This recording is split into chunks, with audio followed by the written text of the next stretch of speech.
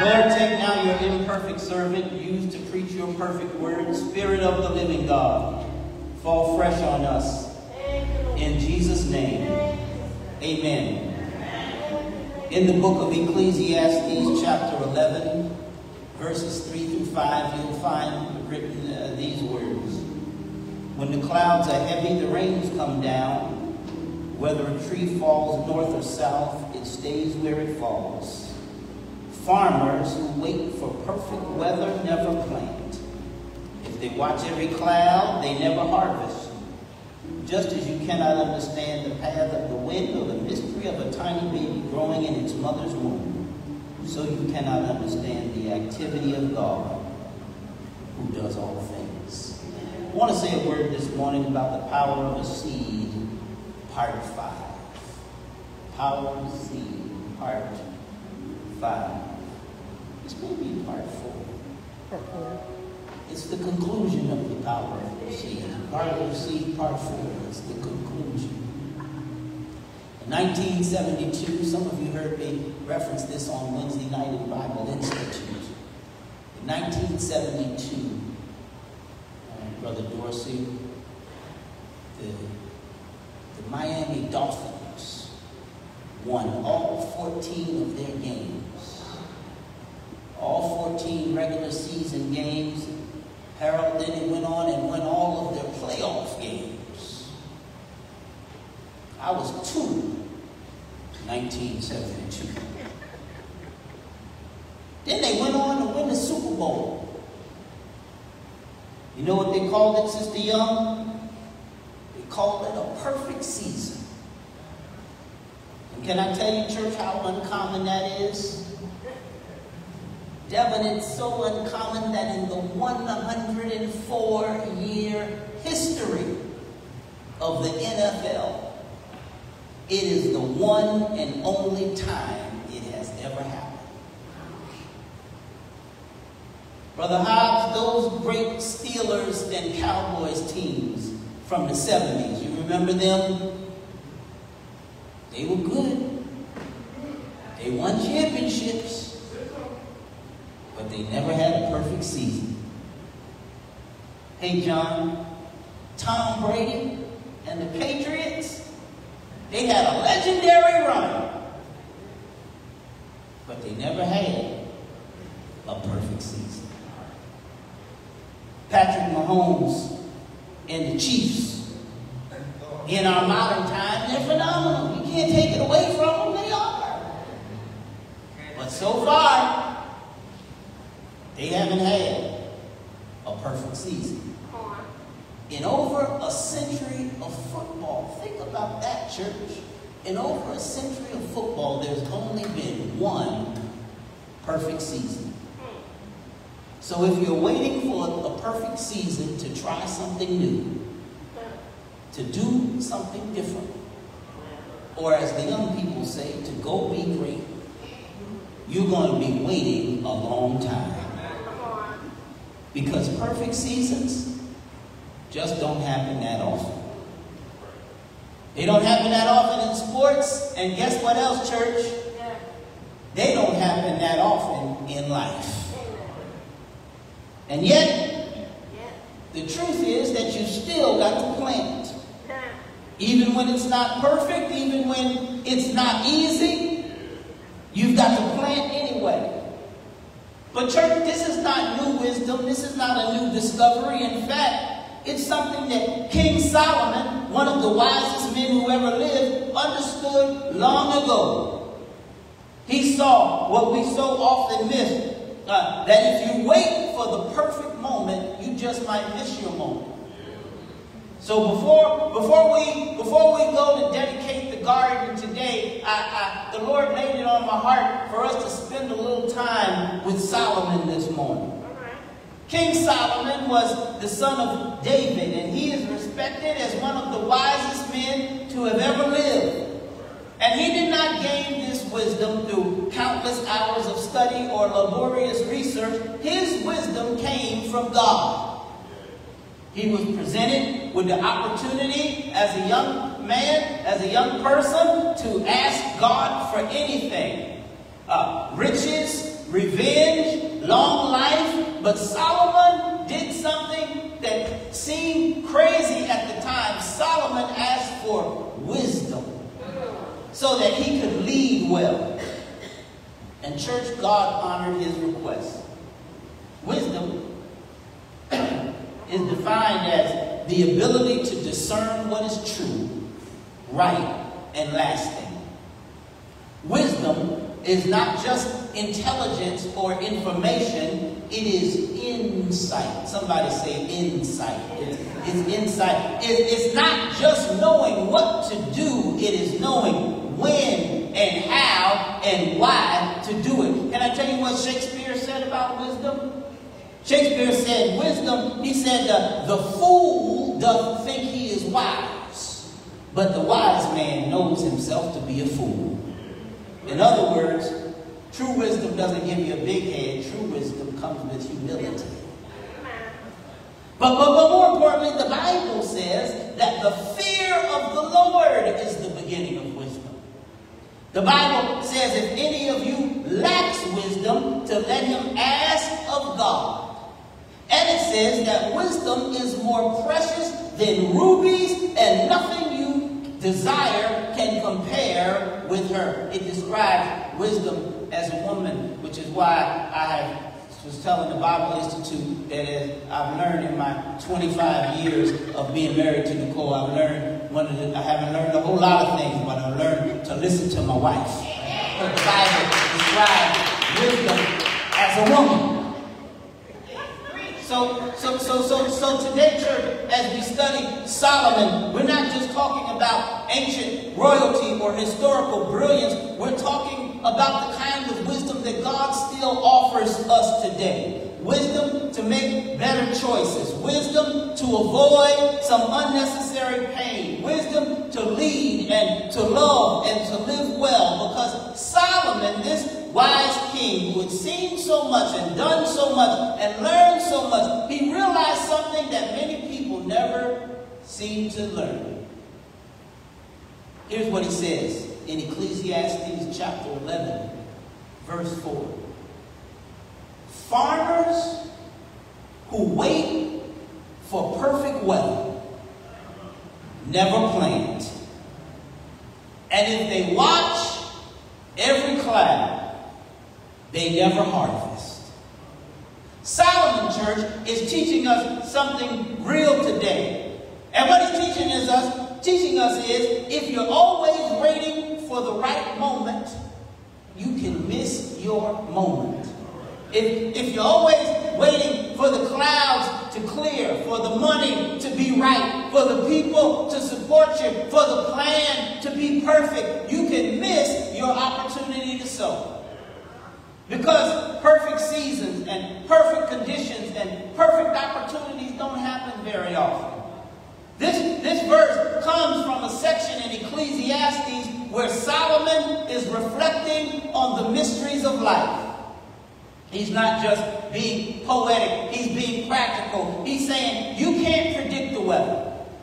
Yeah, how many people know that's right?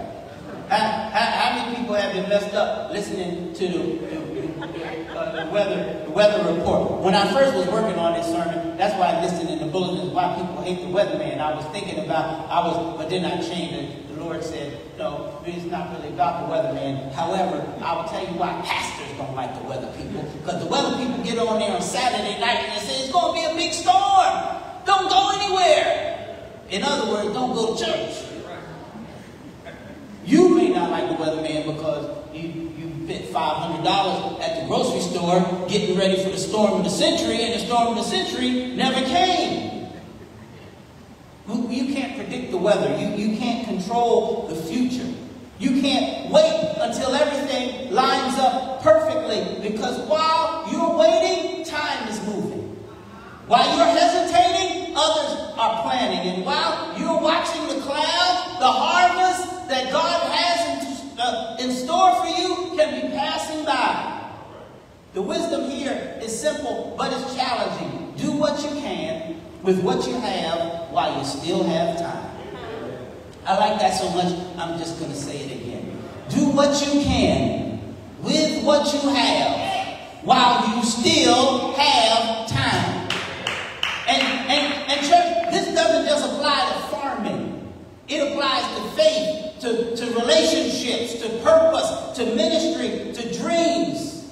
And yet, if we tell the truth about it, many of us don't sow because we're still waiting on the perfect condition.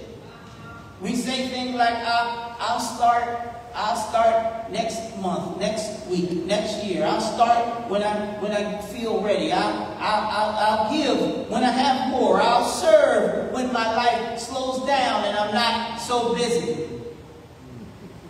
I used to, when I'm out and about and I meet people and invite them to church, I used to always, it always used to crack me up. People would say to me, Pastor, I'm coming to join your church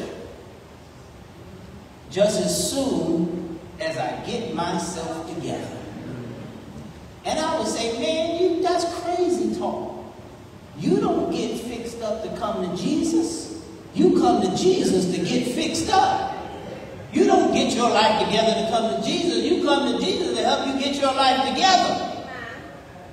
I reach out once they apologize. I take that step once the fear goes away. But let me ask you, church, what blessing are you delaying? Because you're waiting for a forecast that will never come.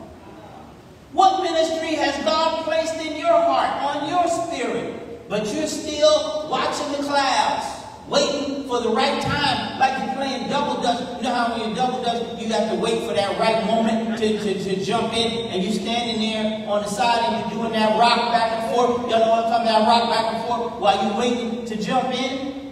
What seed has God given you, but you've kept it in your pocket, waiting for it to stop being risky? Years ago, I remember back in August of 2000, the late Bishop C. Garnett Henning of the AME Church invited me to preach and teach at his Christian Education Congress in Jackson, Mississippi. And while I was there, he invited me to come and be the next pastor of the historic St. James AME Church in New Orleans, Louisiana. And I was young and ambitious and eager to be somebody and to go somewhere. And at that time, I had a beautiful little country church by the side of the road in South Jersey. Small but mighty, faithful people, fruitful ministry. But I'll never forget the question that I asked him. I said, Bishop, is it a big church? But even more, I'll never forget how he responded. He says, how big the church is, I cannot say. But what I'm inviting you to is an opportunity. And isn't that just like God, church? God may not show you the size of the harvest. God may not show you the full blueprint. But God will hand you a seed and say, plant it. The question is, will you move when he calls, or will you wait for the weather? This passage from the Bible is calling us to move anyway, to sow anyway, to trust anyway. You don't need perfect weather. You need a willing heart. You don't need full certainty. You need full faith. Because here's the truth. What you plant in faith, God will water in grace. Our job is the sowing. God's job is the growing. So what are you saying, Pastor O? I'm saying go ahead and make the call. Start the healing. Launch the vision. Speak the truth. Take the step. Don't watch the clouds. Plant the seed. Today, we're dedicating the Mount Zion Church and Community Garden, right? In doing so, we are reimagining the use of a space that was once a playground for our daycare. And there's some other spaces around here that we need to reimagine the use of as well, right? But isn't God good in that even as we embrace the reality that we are not likely soon going back into the business of daycare, that God is giving us a new assignment and fresh opportunities. And we're not just planting as individuals, we're planting as a church. We're sowing faith into the soil of this community. Because when the people of God plant together, the neighborhood can't help but to bloom. Yeah. Given the recent heat wave, it's been hot. It's been hot. It's been don't want to go nowhere hot. It's been hot. One day I woke up Nicole off, you know, she's a teacher. She's off for the summer. And so one day I said, Nicole, what you going to do today? Absolutely nothing. I ain't going nowhere. I'm not stepping foot out of the house. It's been that kind of hot. It's been so hot that it might seem like an odd time to plant a garden. Because planting a garden might have made more sense in the early spring, when the seeds had more time to do their work underground before breaking through the ground to begin producing their bounty. Planting a garden might have made more sense in the early fall, when the sun was gentler and the ground was still warm from the summer and there was just enough time for the roots to settle before the chill of winter comes. But we're planting a garden now in the heat of summer. It seems almost counterintuitive because the sun is harsher, the soil is drier, the timeline is tighter. It's not the season that you would choose if you were waiting for the perfect time to plant a garden. But church, not only the garden that we're putting outside, but some of us are planting in our lives at a strange time too. You're trying to grow in the middle of grief. Yeah. Trying to serve in a period, in a time of uncertainty. Yeah. Trying to believe while battling being depressed about whatever may be going on in your life. And can feel like the timing is all wrong. But the Spirit is whispering something. And what the Spirit is whispering is plant anyway. Because, church, some of the most surprising harvests happen when you plant anyway. Because growth is not always about perfect conditions. Sometimes it's about faithful decisions. Because the power is not in the timing. The power is in the seed. And because sometimes, church, the miracle is not that the seed grows quickly. It is that the seed grows at all. Because faith doesn't always wait for the ideal moment. It moves with trust, and it plants in hope, and it sows in expectation, even in less than perfect conditions.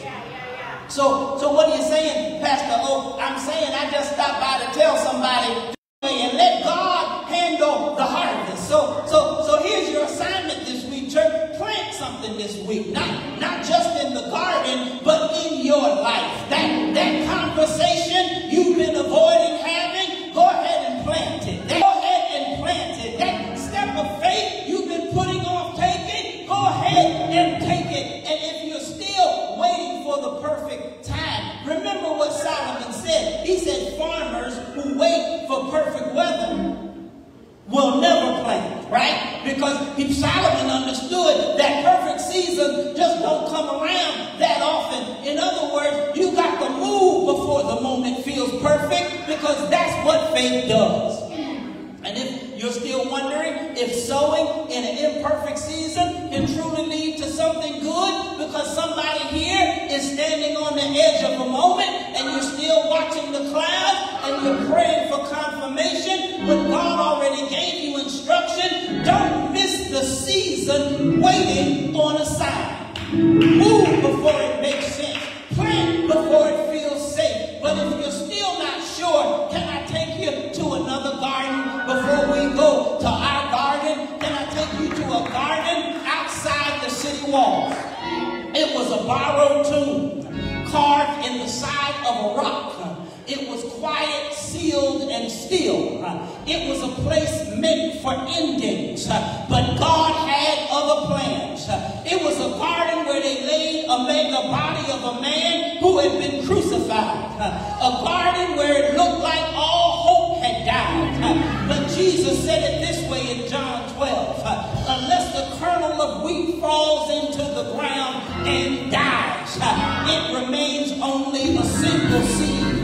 But if it dies, it produces many seeds. They planted his body in sorrow. But early one Sunday morning, that seed got up in power. And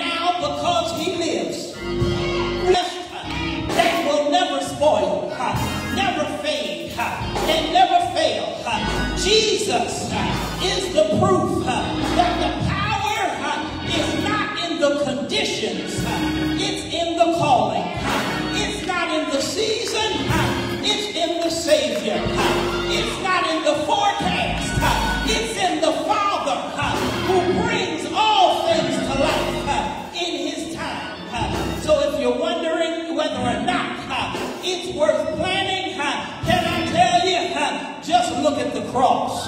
Just look at the empty tomb.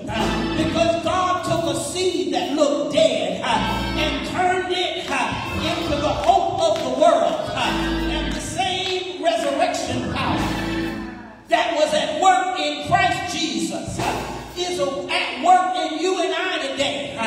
Not just to save your soul, but to stir your soil, to bring life out of what was buried, to break ground in places you thought were dead. So I just stopped by today to tell somebody, go ahead and plant, even in dry seasons, even in the heat of uncertainty, even in the middle of grief or fear or transition. Hey, church, can I deposit this in your spirit man today? Plant anyway, because the same God who raised Jesus can raise purpose out of your planting. And I don't know what your seed is, but I came to tell somebody, you don't have to wait for perfect weather. You don't need a perfect marriage. You don't need a perfect bank account. You don't need a perfect diagnosis. You don't need a perfect plan. All you need is a seed and some faith. I wish I had somebody in this place who's ready to plant anyway, who will shout right now, even if it's hot, I'll plant anyway. Even if it's late, I'll plant anyway. Even if the soil doesn't look good, I'll plant anyway. Even if the forecast is uncertain, I'll plant anyway. Even if the people don't support me, I'll plant anyway.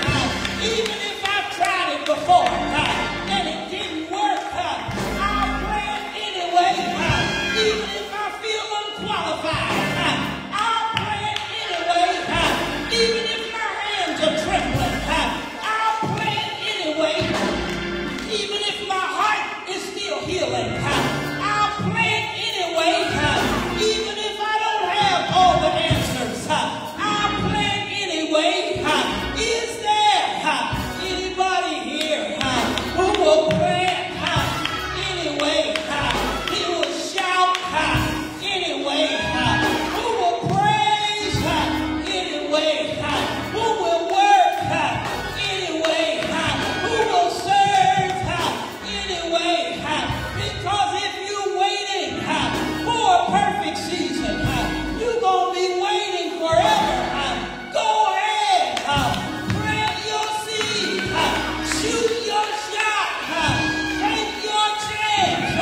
Go ahead and go for it. Yeah, yeah, yeah, yeah, yeah.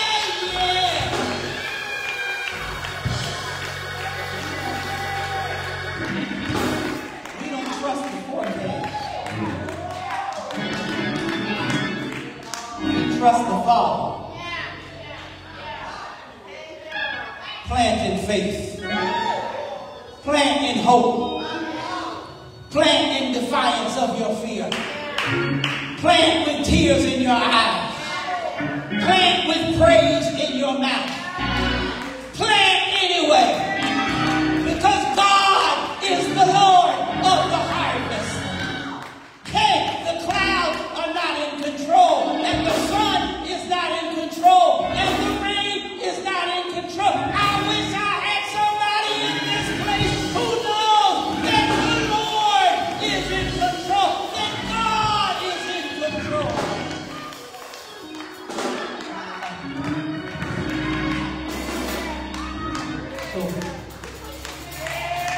So I know it's hot outside. We decided to plant our garden anyway. I wish I had somebody here who had it anyway in their spirit today. You got people doubting you. You got people hating you. You got people thinking you're not going to make it. But I wish I had somebody who said, I got it anyway in my spirit today.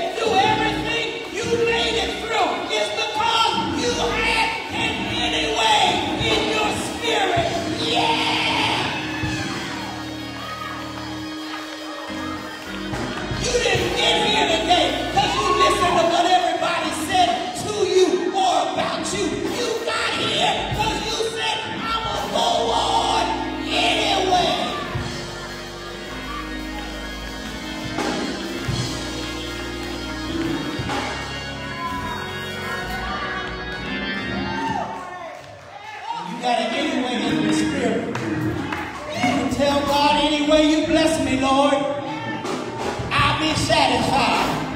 Because I got an anyway on the inside.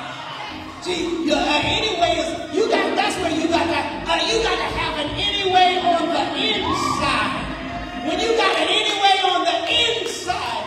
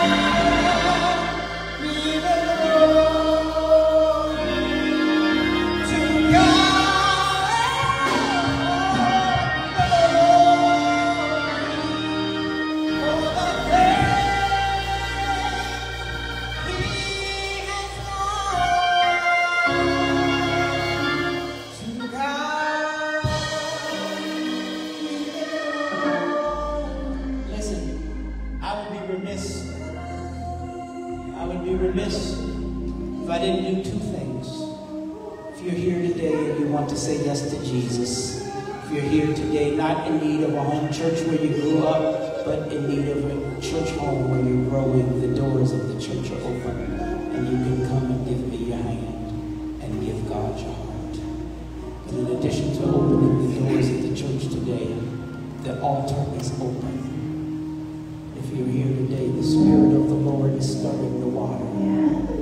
And there's a prayer you've been carrying, that you've been saying, that you've been whispering, that's been running around in your mind. And when the Spirit of the Lord is stirring the water, there's no better time than to push that prayer through. So the altar is open. If you're here today, you have a prayer that you want to get through, this is the moment. Because no one has to come. Everyone is welcome to come. And whosoever will, let them come. The altar is open for prayer. The altar is open for prayer.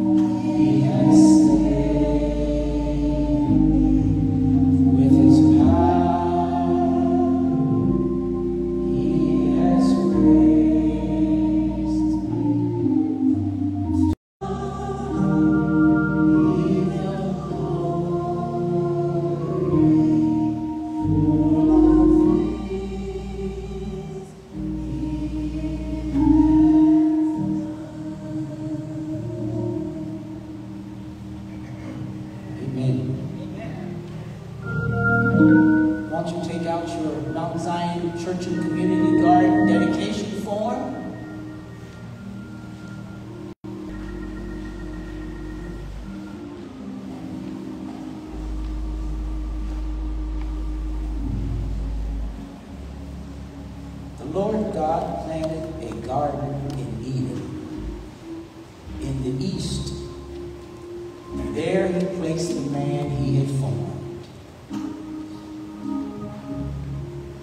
They will be called oaks of righteousness, a planting of the Lord for the display of his splendor.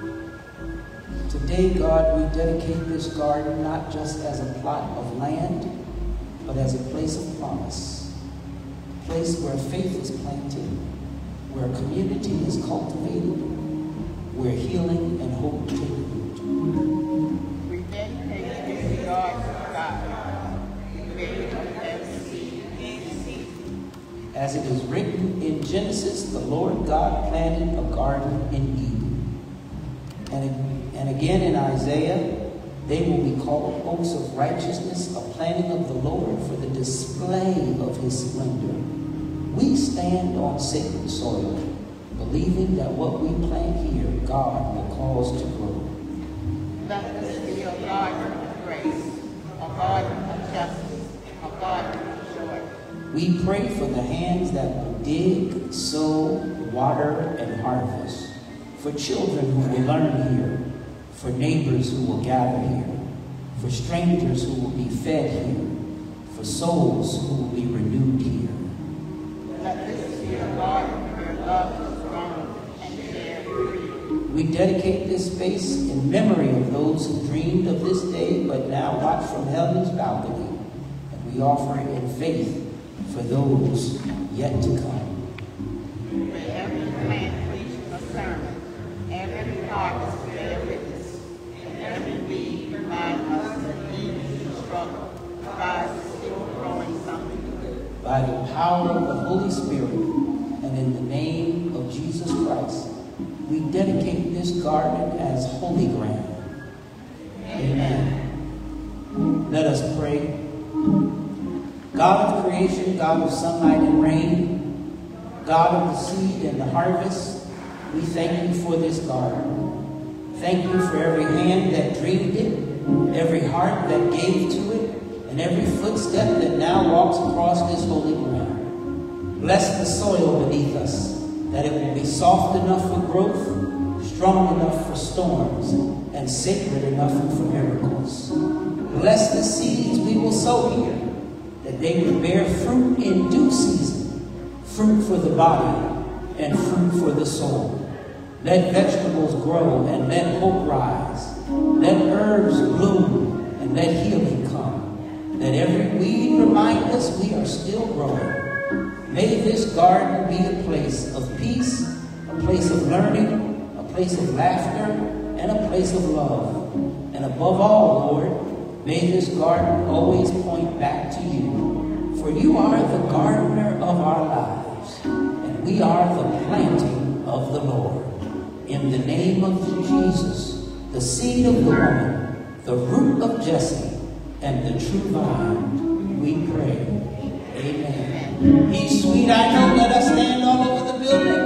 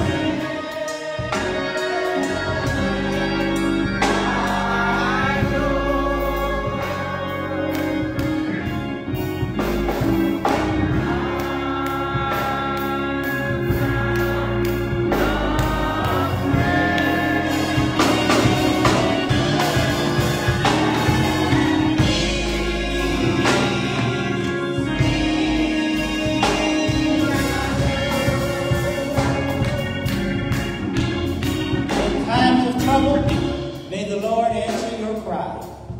May the name of the God of Jacob keep you safe from all harm.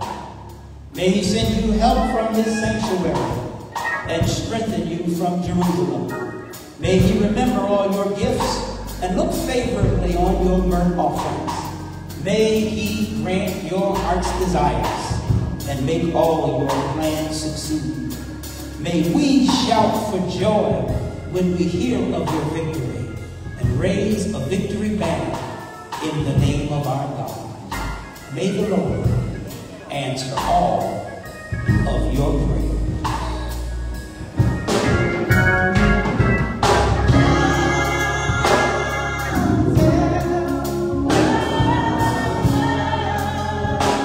Amen.